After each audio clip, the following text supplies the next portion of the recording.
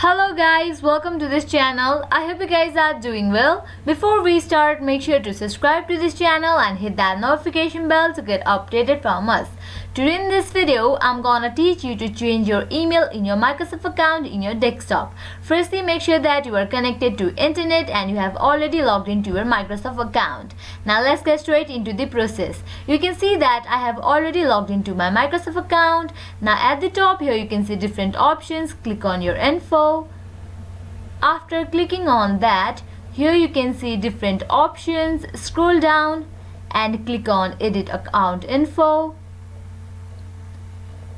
Now after clicking on that, here you can see the option remove and add email address. Firstly, you have to add another email address to remove your old email address. So I will be clicking on add email address. Now here you can create a new email address or add an existing email address. I would like to create a new email address, so I will be entering here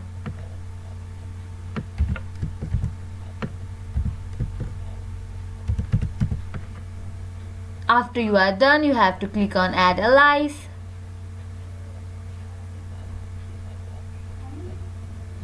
Now you have to make this new email address primary so that you can remove the old one. Now click on make primary.